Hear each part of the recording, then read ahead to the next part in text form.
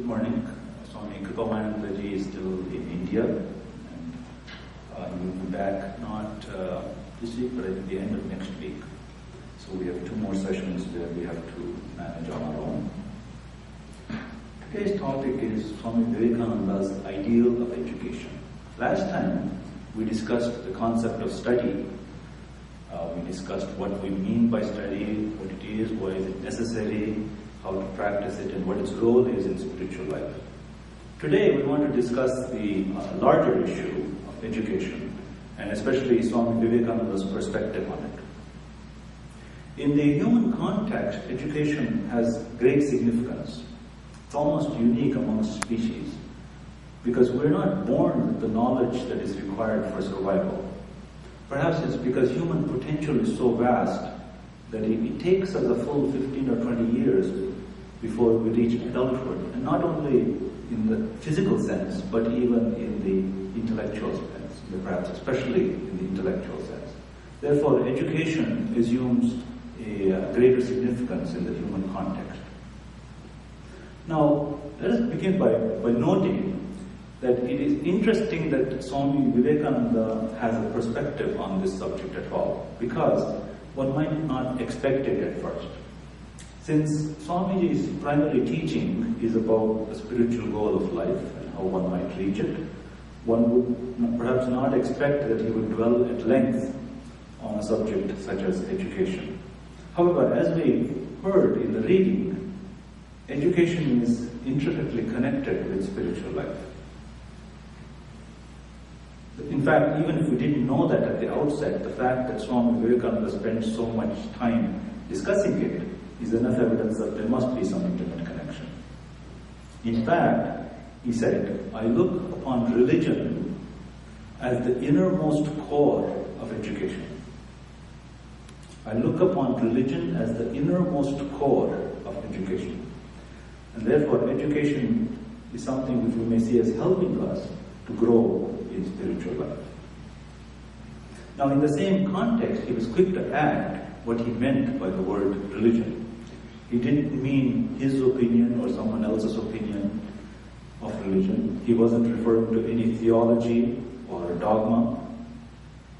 One has to infer, though he didn't say it, that he was referring in fact to the universal principles of religion.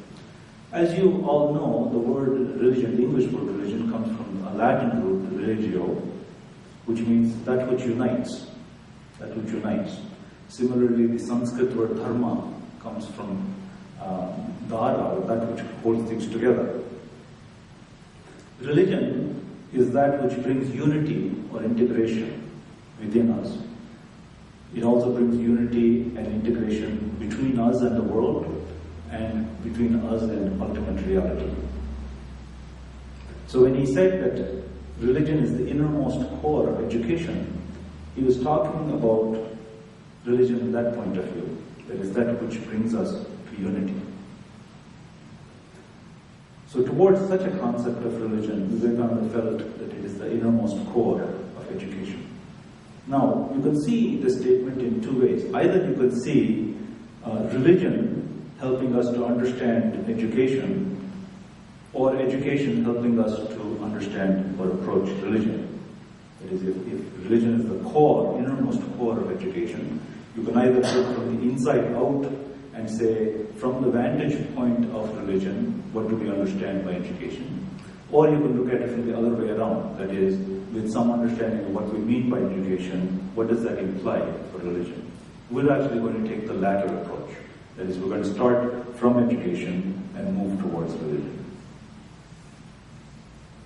And the reason we're taking this approach is that while concepts of ultimate reality and spiritual life may evoke not a universal agreement, shall we say, in some circumstances they may even be seen as controversial.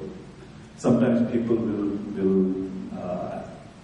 from the point of view of existence and relevance, they may even ask what we mean by words such as ultimate reality.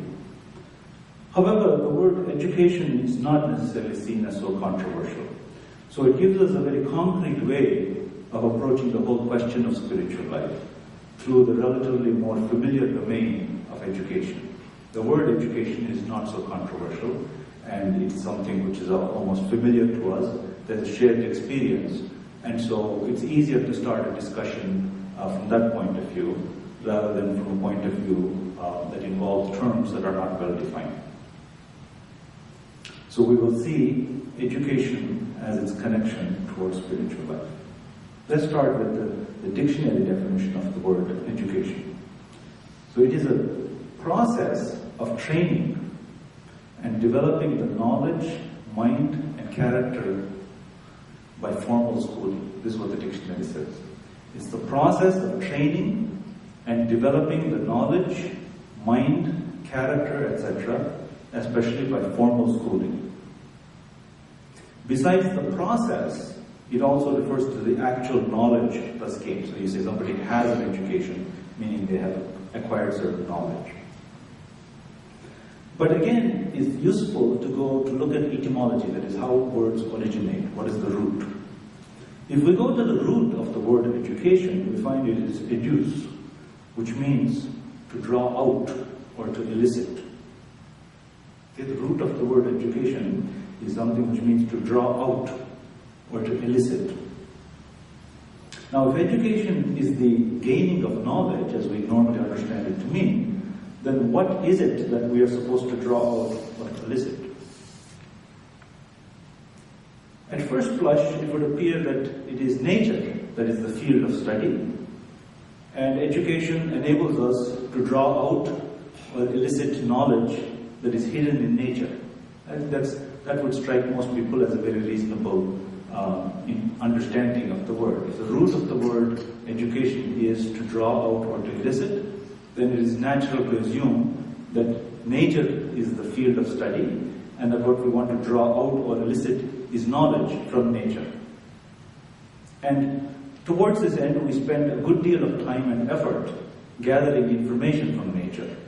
We measure all sorts of things, we observe all sorts of things, and then we try to process it into knowledge. Last time we discussed the relationship between information and knowledge. Knowledge is processed information, classified, systematized information. And our educational institutions are, for the most part, organized and arranged around the communication of information and the training needed to process that information. So the analytical skills needed to process the raw information. Now, there is a philosophical position that supports this point of view. It says the following, that the human mind is like a blank slate.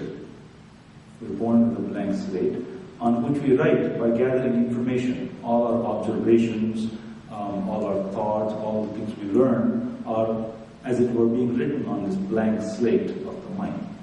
So in this theory, a baby begins life with a blank slate and slowly adds information to it according to its experience. This is Locke's theory of knowledge, the philosopher Locke. So in this view, we have to go to nature and copy the information that is available there to fill up our blank slate. However, this is not Swami Vivekananda's point of view. In fact, he puts forward a radically different point of view. So what is that? According to him, education is the manifestation of the perfection already in man. So from this point of view, our mind is not a blank slate. Rather, there is a perfection ready to be manifested. There is an obstruction to that manifestation, and our work is in removing that obstruction. It's quite a different point of view. One says that our mind is like a blank slate. We have to learn from the book of nature, and we write on that slate, and that's how we gain knowledge. The other says perfection is already within. There is a completeness and a wholeness within. And lest we think that he is speaking in metaphorical terms, he actually elaborates what he exactly means by this. But in this view, that which is being elicited, so according to, remember, education means to elicit or to bring forward. If the whole of perfection is within us, and education is the manifestation of the perfection already within us, what is it that we're supposed to elicit or to bring forward? In this view, what is being elicited is the native perfection. The field of study is still nature, but the goal of study is man himself. So it's a radically different point of view, see, and it has all sorts of implications. So Swami Vivekananda says, all knowledge is within us. All perfection is there, already in the soul. But this perfection has been covered up by nature. That's the quotation. Now the process of education then is to remove the covering, so that the knowledge and perfection that is already there can manifest in its pristine purity. And again, he elaborates. Now, this knowledge, again, is inherent in man. No knowledge comes from outside. It is all inside. What we say a man knows should, in strict psychological language, be what he discovers or unveils. What a man learns is really what he discovers by taking the cover off his own soul, which is a mine of infinite knowledge. This is a very profound statement. No knowledge comes from outside. Fantastic statement. Well, now, let us think about this. If knowledge were coming from outside, if knowledge could be objectified, like an apple or an orange, then when you present knowledge, let's say in the form of an explanation, that should produce the same understanding in everyone. If I have an apple and I give it to you, or to you, or to you, it's the same apple. But if I explain something to you, you will understand it one way, you will understand it one way, you will understand it another way. Understanding, which is the root of knowledge, therefore, is not objective. Knowledge is not something that can be objectified, because it doesn't produce the same result in everyone. The understanding that we get depends on our own thinking. So last time we spent quite a bit of time discussing study, and then I told you that study has a private aspect and a public aspect. The public aspect is what we see in formal situations, for example, this kind of situation, or in a school or in a lecture, somebody trying to explain something. But the private aspect of study is each of us taking what we have heard or what we have read or what we have observed and then trying to internalize it, trying to think about it. So that's the private aspect of study. Now we know that the amount of time that we spend in such private study, thinking, reflecting, discussing even, explains the difference between our relative understanding. We certainly see this amongst students. Some students' understanding is better than other students, or more deeper, or more precise than other students, and even though they took the same class.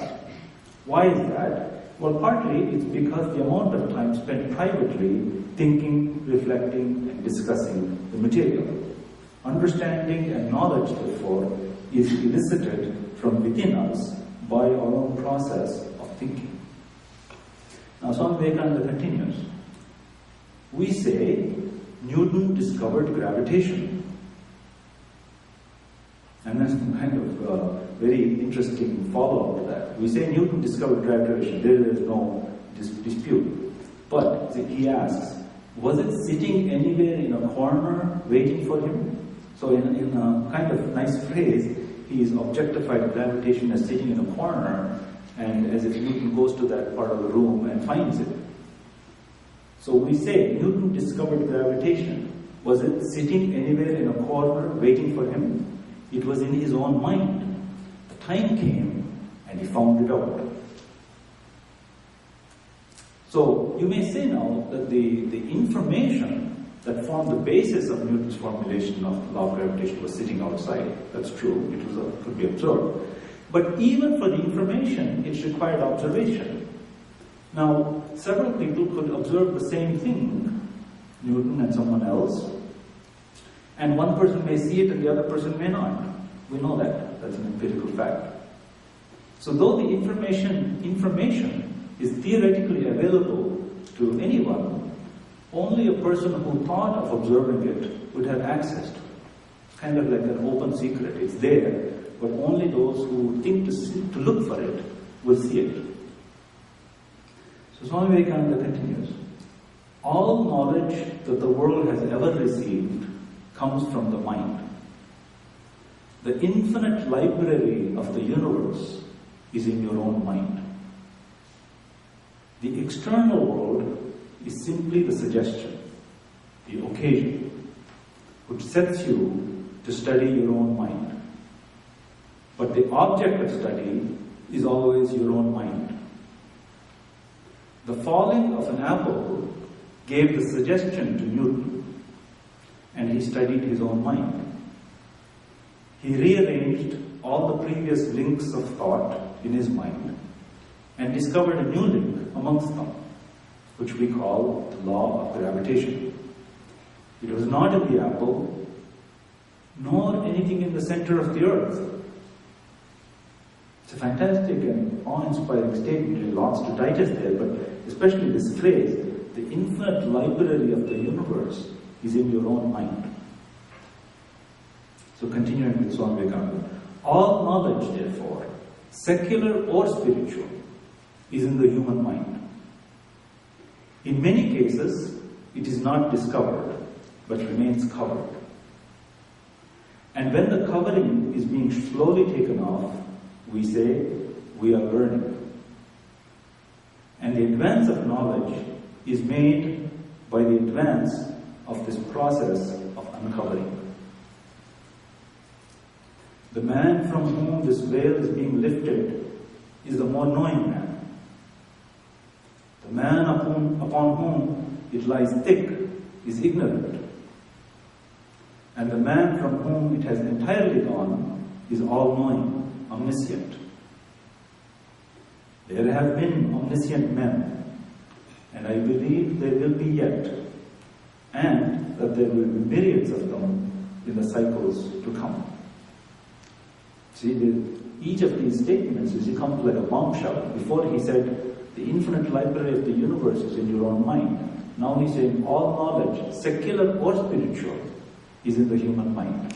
And it is the process that remains of uncovering that knowledge or discovery. You know, actually many people in science especially, but in other fields also, will rather speak of discovery rather than invention. They don't speak of something being invented, but something being discovered. In other words, that implicit in that is it's already existent, only we have stumbled across it. Finally, Swami Vivekananda says, like fire in a piece of flint, knowledge exists in the mind.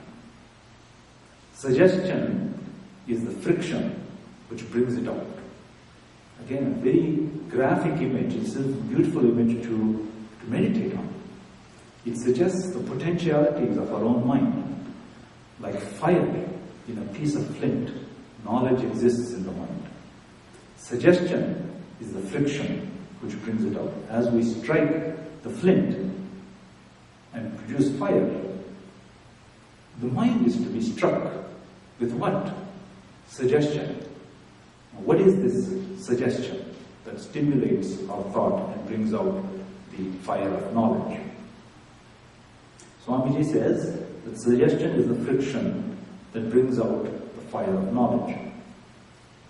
However, as we just said, many people may get the same suggestion, but not all are able to use it to bring out knowledge. Right? The same idea could be proposed. The same stimulus can be made available, and yet not all are able to use it to bring out knowledge. So what is missing? There are two aspects. One is experience, and the other is concentration. So I want to dwell on each of these first. Let us first consider the role of experience. We all know that we react more quickly and are able to understand more easily something that we can relate to our own experience. For example, something that we've seen in the past or heard in the past or heard somebody else talk about.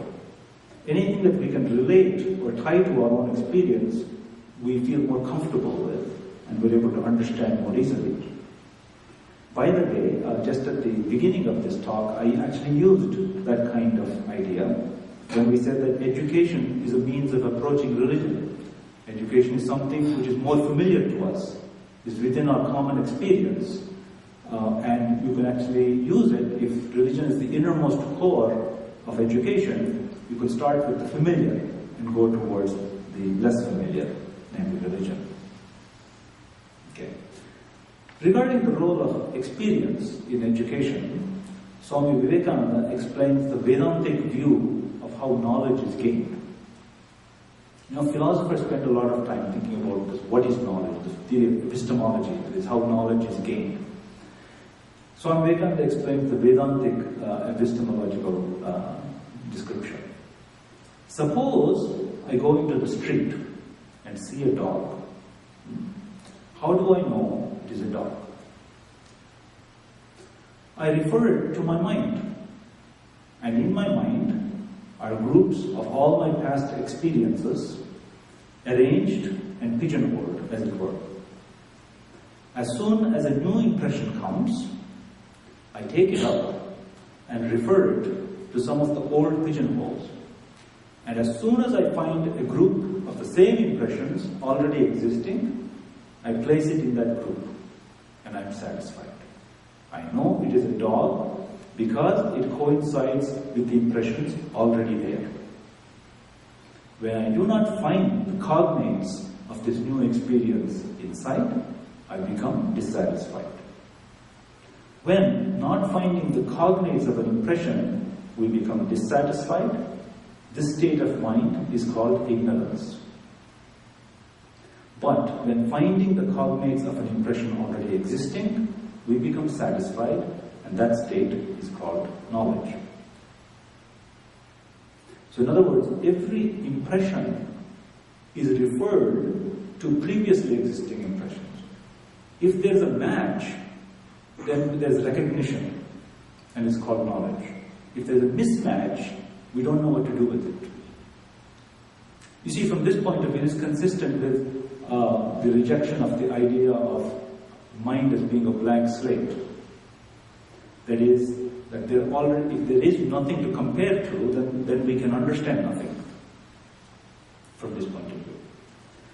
When one apple fell, men became dissatisfied. Then gradually they found out the group. What was the group? That all apples fell. Well, it doesn't matter if anything falls, whether it's an apple or but the point is there was a generalization. And so referring to that, they could give it a name, call it gravitation. We see that without a fund of already existing experience, any new experience would be impossible. For there would be nothing to which to refer the new impression. So, if as some of the European philosophers think, he doesn't say by name, but he's referring to Locke. If, as some of the European philosophers think, a child came into the world with what they call a tabula rasa, that is blank slate, such a child would never attain to any degree of intellectual power, because he would have nothing to which to refer his new experiences. That is true. Once again, we don't start with an empty slate. We have a fund of experience, and knowledge consists in relating sensation, whatever information is coming through us, through senses or other means, with the existing fund of information. So the difference in people's experience can sometimes explain why it is that someone understands an idea immediately and others have to struggle with it. We are liable, see, it's just a matter of past experience, what we're familiar with. Now here's the danger though, we are liable to consider it a sign of intelligence. We are liable to ascribe it to intelligence or ability, and that's a serious pedagogical mistake. It's just a matter of experience and not really of intelligence. So the one who is able to understand right away has already something similar within their experience. And the one who takes longer to understand is not less intelligent, but simply doesn't have that experience. This means that the way to address the issue is by acquiring experience. And this is why in many subjects, teachers insist on lots of practice. Because it is through practice that we gain experience. And the more experience we have, the richer is our fund to compare new sensations with. Through practice, one acquires experience. I think it's the philosopher Wittgenstein who said that genius, what do we mean by genius? Genius is 90% perspiration and 10% inspiration. Now, I might have got the percentages wrong, but roughly the idea is that what we call genius is a lot of hard work. And through that hard work, experience. And through that experience, knowledge. It is not something that appears magically, through some mystical process of inspiration. So, remember we're talking about how the suggestion to the mind results in knowledge. And we said there are two things. One is experience. What is the second one? The second factor is concentration. Besides the experience, the second ingredient in understanding is concentration. So Swami Vivekananda says, the more I can concentrate my thoughts on the matter on which I am talking to you, the more light I can throw upon you. You are listening to me, and the more you concentrate your thoughts, the more clearly you will grasp what I have to say. How has all the knowledge in the world been gained? But by the concentration of the powers of the mind. The world is ready to give up its secrets if we only know how to knock, how to give it the necessary blow. The strength and force of the blow come through concentration. There is no limit to the power of the human mind. The more concentrated it is, the more power is brought to bear on one point. That is the secret. Also an amazing statement. Therefore, the way to understanding then, or knowledge, is concentration and experience gained through practice. There is no mystery or secret here. And to the extent that we apply ourselves, we can master anything. Now there are many incidents in Swami Vivekananda's life itself that illustrate this. I'm going to relate one to you. I think I briefly mentioned it last time. He talks about his attempt to study Sanskrit grammar. Now firstly, Swamiji is already quite accomplished in Sanskrit grammar. But of course he felt anyway that he had not studied it systematically. So he says, when I was in Jaipur, I met a great grammarian and felt a desire to study Sanskrit grammar with him. Although he was a great scholar in that branch, he had not much aptitude for teaching.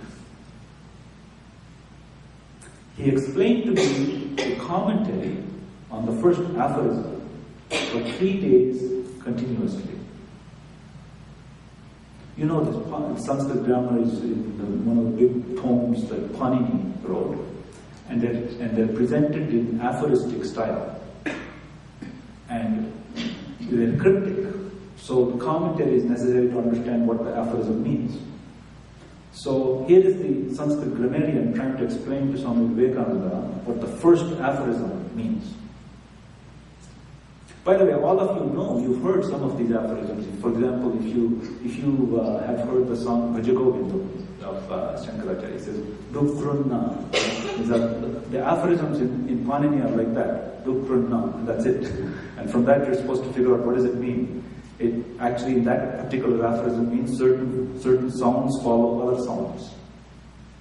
So the aphorisms are very cryptic. So anyway, here is the master trying to teach Swami Vivekananda for 3 days on the first aphorism. And Swami Vivekananda, I don't know how he expressed it, but he didn't understand it. So what happened, he explained to me the commentary on the first aphorism for 3 days continuously. Still, I could not grasp a bit of it. On the 4th day, the teacher got annoyed. I'm surprised it took him that long.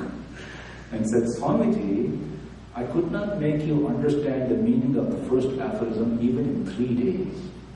I fear you will not be much benefited by my teaching. So hearing these words, now I'm quoting from Vivekananda, hearing these words, a great self-reproach came over me. You can understand, Swami Vivekananda has a great reverence for knowledge and teaching, and he went very humbly to this teacher to be taught. You see this in other places in his life also. Whenever he wanted to learn something, he would approach a teacher with great reverence. I think once in New York, perhaps, he wanted to learn how to draw. And he approached a teacher, and the first day, he brought that teacher an apple. He said, "What is this?"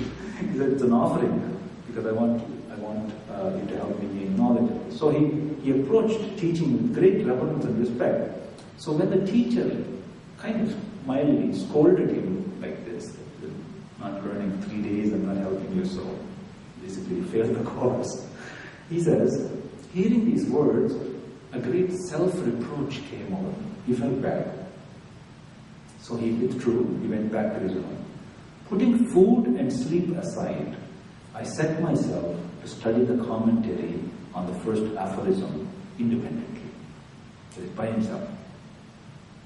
Within 3 hours, the sense of the commentary stood explained before me as clearly as anything. Then going to my teacher, I gave him the sense of the whole commentary. My teacher, hearing me, said, "How could you gather the sense so excellently within 3 hours, which I failed to explain to you in 3 days?" Then he didn't respond, at least he didn't tell us what he said. But after that, every day, I began to read chapter after chapter with the greatest ease. Through concentration of mind, everything can be accomplished. Even mountains can be crushed to atoms. Now this excerpt, by the way, occurs in Swami Vivekananda's conversations with his disciple, Sarachandra Chakravarti. So you will find it in there. So his story is this, that feeling so badly at being reproached by the teacher, he concentrated his mind intensely. And with that, what was mysterious before, what was obscure before, suddenly became clear. So through concentration of mind, everything can be accomplished. Even mountains can be crushed into atoms. Again he says, concentration is the essence of all knowledge. Nothing can be done without it. 90% of thought force is wasted by the ordinary human being. And therefore, he is constantly committing blunders. The trained man or mind never makes a mistake. When the mind is concentrated and turned backward on itself, all within us will be our servants, not our masters. So you see that all knowledge is in the mind, and in order to access that knowledge, we need to develop the power of concentration and gain experience. Therefore, education is mainly concerned with these 2 aspects, namely to learn the art of concentration and gain the art of practice. One more point has to be made here, that together with concentration, we have also to develop the power of detachment. If concentration is putting our mind on something, we also have to have the ability to pull our mind off. Swami Vivekananda says, we must learn not only to attach the mind to one thing exclusively, but also to detach it at a moment's notice and place it on something else. These 2 should be developed together to make it safe. This is the systematic development of the mind.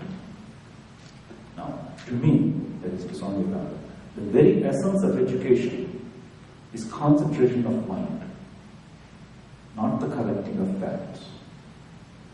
If I had to do my education over again and had any voice in the matter, I would not study facts at all. I would develop the power of concentration and detachment. And again, he emphasized this point about facts. Education is not filling the mind with a lot of facts. Perfecting the instrument and getting complete mastery of my own mind is the ideal of education. If I want to concentrate my mind upon a point, it goes there. And the moment I call, it is free. Now we can ask, in this process, what's the role of a teacher? If all you're doing is learning to put your mind on something, bring it back, and gaining experience, what is the role of a teacher? Again, according to Swami Vivekananda, a child teaches itself. But you can help it to go forward in its own way. What you can do as a teacher is not of the positive nature, but of the negative. You can take away the obstacles. But knowledge comes out of its own nature. It's like growing a plant. Loosen the soil a little so that it may come out easily. Put a hedge around it. See that it is not killed by anything. And there your work stops. You cannot do anything else. You can't teach anybody. The rest is a manifestation from within of its own nature. So with the education of a child educates itself. You come to hear me, that is, you come to hear Swami Vivekananda. And when you go home, compare what you have learned, and you will find you have thought out the same thing. I have only given it expression. There is anything that you understand from the lecture, anything that you appreciate from the lecture is what you yourself have thought. What is presented is only a suggestion. I have only given it expression. I can never teach you anything. You will have to teach yourself. But I can help you perhaps in giving expression to that thought. So therefore the role of the teacher in this context becomes more like that of a facilitator. It is to put things in front of the students as clearly as possible and to be encouraging. The rest is up to the students. Now, from these abstract realms, let's come to the concrete. In terms of life in society and in the world, what should education do for us? The role of education is to help us as individuals to discover both our potential and our limitations. We all have certain abilities and skills, and these are more or less developed according to how much energy and attention we have devoted to them. If we are interested in something and pay attention to it, then that talent and ability will flourish and grow. If we neglect it, it will wilt like an untended plant. So one role of education is to help us to identify our abilities and skills and to help us to nurture them. Education should also help us to identify our limitations so that we can work to overcome them. We cannot grow by ignoring our limitations. They have to be faced and addressed in a rational and systematic manner and with confidence that they can be overcome. There is no human being alive who does not have latent abilities and skills. The problem, however, is that we are not allowed to or don't allow ourselves to discover what our abilities and skills are. Now, in an attempt to help us in this process, society puts forward certain abilities and skills that it values. The educational system puts forward certain abilities and skills that it values. These are meant to be helpful suggestions, but not prescriptions. Our educational system helps us to develop our potential, becoming the best that we can be. It can even help us to excel. As we already said, education is a manifestation of the perfection already within us. Swami Vivekananda says that he would not bother with learning facts at all if he had to do his education again. However, in our case, the situation is a little different. For us, education takes on quite a different aspect. You just imagine the scene. You go into a classroom and the teacher is trying to tell you something. You say, no, I'm not going to I'm not interested in the facts. I'm just going to practice concentration and detachment and don't teach me these things. The problem is this, that while we're figuring that out, we're also in society. And so education has another aspect. We go to a school, we take courses, we write exams, we get grades, and the grades have to be sufficiently good so that we can continue in our studies. They have to be sufficiently good so that we can graduate and find gainful employment. These are practical realities. We are not in a position to tell our teachers or the school authorities that we don't want to learn facts, but we will only practice concentration and detachment. So in the first place, we do need to equip ourselves with a certain amount of information and literacy and numeracy. These are skills that are needed in society. Without these, it's difficult to communicate, difficult to carry on normal social interactions, difficult to earn a livelihood, and most importantly, because of all these previous ones, it's also difficult to reach our potential. Real education, again in Swami Vivekananda's words, is that which enables us to stand on our own legs. So one has to be practical in terms of what the ideal is and what the situation on the ground is. We have also to be able to cope with the normal routine of life. All of us have dreams and aspirations, and part of education at the individual level is to try and reach our dreams. All of us have dreams. Not all of us make an effort to realize those dreams. That's a great pity. What holds us back? Sometimes there is a feeling that we lack ability. And when we are faced with such feelings, we have to remember that the goal might be large and the journey might be long, but every step that we take in that journey does take us closer to the goal. Now, we are out of time, and so there are many more interesting things to say. At least I find them interesting. I don't know how you find them. But here, I want to finally conclude with one point. Swami Vivekananda says that he wouldn't study facts at all if he had to do his education. And then look at what plan he actually put into practice. Swami Vivekananda explains, when he created the Ramakrishna mission, Swami Vivekananda asked the monks to go from door to door, if necessary, and teach people. Teach people what? Vedanta? He wanted Upanishads or Gita? No. History and geography, mathematics, science. He told them, take some science, some magic lanterns. I guess that must have been something like a slide projector. He said, go door to door, village to village, and teach them about the world. Now, it may sound strange, as we'll be hearing that he said he wouldn't study facts at all, and that the present education system overemphasizes the gathering of facts. Why would he tell his monks to go and teach them about history and geography? The point is, in his own words, I'm giving you a new idea. If you can work it out, then I should know your men and will be of service. Make an organized plan. A few cameras, some maps, globes, some chemicals, etc. are needed. The next thing you want is a big hut. That you must get together a number of poor indigent folk, and having done all this, show them pictures to teach them astronomy, geography, etc. Try to have their eyes open as to what has taken place or is taking place in different countries, what this world is like, and so forth. You've got lots of poor and ignorant folk there. Go to their cottages from door to door, in the evening, at noon, anytime, and open their eyes. Then slowly extend your centers. Can you do all this, or only ring the bell in the shrine room? His idea was that, you see, there are stages of growth. We alluded to this also last time.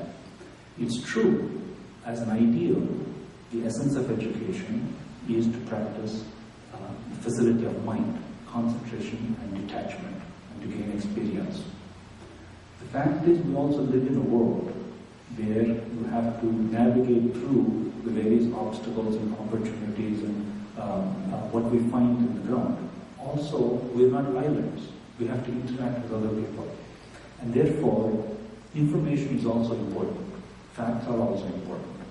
What happens is that it's a graded process.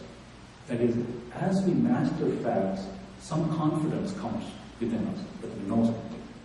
And as that confidence progresses and progresses, then we can go to more abstruse practices such as abstract concentration and detachment. But until then, we do need to develop, learn information, develop our skills, and thereby grow. Finally, he said, from the passage that Nitin read earlier, through education comes faith in one's own self, and through faith in one's own self, the inherent Brahman is waking up in. So this is Swamiji's ideal of education. And to summarize, these are the main points. Education is the manifestation of the perfection already in man. Second, the infinite library of the universe is within us. Knowledge is within us and can be extracted through thinking. Third, the thinking process is facilitated by experience and concentration. Beyond the facts that we learn, education teaches us to develop and exercise the ability to put our mind on something and remove it at will. Fourth, education helps us to identify our abilities and our limitations. It arouses faith in ourselves and makes us fit for spiritual life. And fifthly, faith in ourselves means faith in everyone. Our responsibility to others is to help them to develop their abilities